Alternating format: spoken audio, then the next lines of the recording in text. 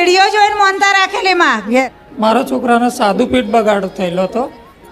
એને એકવાર ઓપરેશન કરાયું તો મહિનો દોઢ મહિનો સારું રહ્યું. ફરી બી એ જ પ્રોબ્લેમ આવ્યો. ફરી સોનોગ્રાફી કરાયું, રિપોર્ટો બધા કરાયા તો કે ફરી બગાડ થયો છે. તો નમસ્કાર મિત્રો, ફરીથી સ્વાગત છે એક નવા વિડીયોમાં. તો મિત્રો, મેલડીમાંના ખોંખાર, મેલડીમાં બારે ધામવાળી મેલડીમાંના પરચા તો અપરંપાર છે મિત્રો. પરચામાં કોઈ કમી નથી મિત્રો. એવામાં એક બીજો પરચો લઈને તમારી સમક્ષ હું આવી ગયો છું મિત્રો. આ નાનું બાળક જે દેખાય છે તમને વિડીયોમાં, એને સ્વાદુપિંડનું તકલીફ હતી. સ્વાદુપિંડના રિપોર્ટો બધા આવી ગયા હતા. ડૉક્ટર પણ કહી દીધું હતું કે સ્વાદુપિંડનો બગાડ છે, 3 ઓપરેશન કરેલા છે. પછી ભાવિ ભક્તોએ માનતાઓ રાખી અને રવિવાર ભર્યા. પછી માતાજીએ કેવું રિઝલ્ટ આપ્યું મિત્રો તમે જોઈ શકો છો મિત્રો.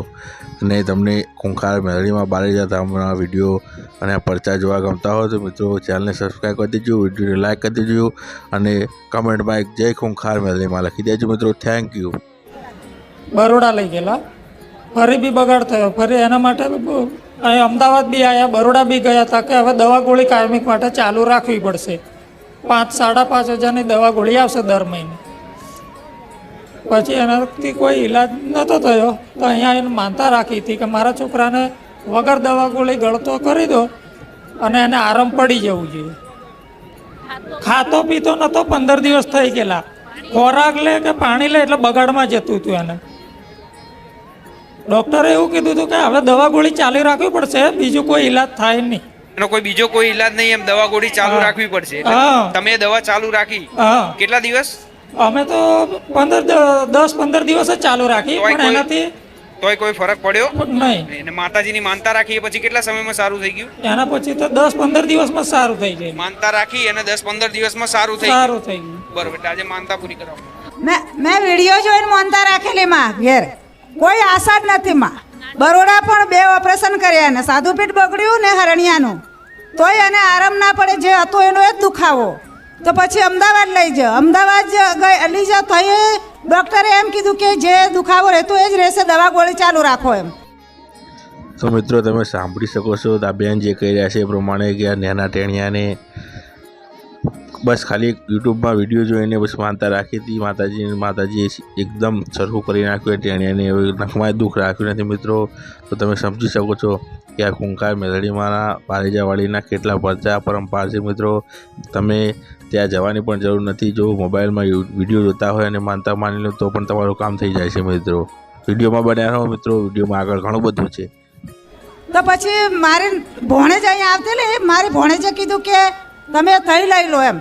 તો મારથી નહીં આવે ને તો મેં વિડીયો જોઈને મોનતા રાખી. 10 દિવસ છોરાને ખાધે પીધે થયેલું, પાણી નહોતું પીધું. પછી મેં વિડીયો જોઈને હું ઓટલો સડતેલી ને મમ્મી મને દ્રાક્ષ આલે તો 250 ગ્રામ દ્રાક્ષ ખાધી, એક પપૈયાની 2 ચીરીઓ ખાધી વિડીયો જોતા જોતા. પછી અહીં બીજા દિવસ હું અહીં લઈને આવી. અહીં લઈને આવીને તો અનાજ તો જરીકે પણ નહોતું ખાધું. અહીં કોઈક બેન હતી ને તેણે મને મમરાનું પડીકું આલ્યું. તો મેં ના પાડી કે મમરા એમને નથી ખવડાવવાના, એમને ડૉક્ટરે ના પાડલું છે, છોકરાને ના પાડલું છે એમ કીધું. તો બેન તમે ખવડાવો ને એમ. તો પછી એ મમરા ખાધા, ત્યાંથી મમરાય ખાય અને અનાજે પણ ખાવા બાજુ. આ તો જેમ દાતે એમ ખાય. કોઈ દવા ગોળી પણ બંધ. 5,500ની ગોળી દવા અને બરોડાની 5,500ની કીધેલી અને અમદાવાદની દવા ગોળી ચાલુ રાખજો એમ કીધેલું. જીવે તો તમારું ભવિષ્ય એમ. પણ માં તમારા આશીર્વાદથી અમે મોનતા લીધી.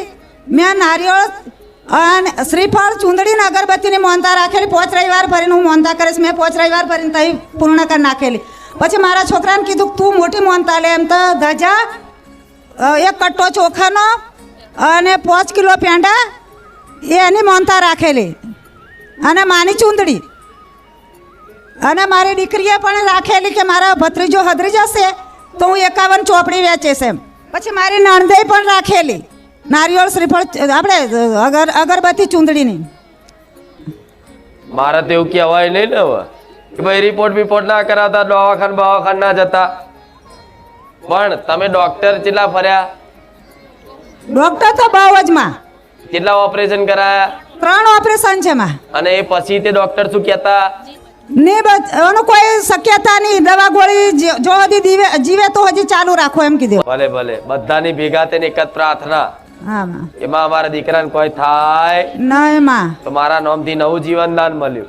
હા માં હા હા તો હવે એના નામ રામ નામ લખતા શીખવાડજો.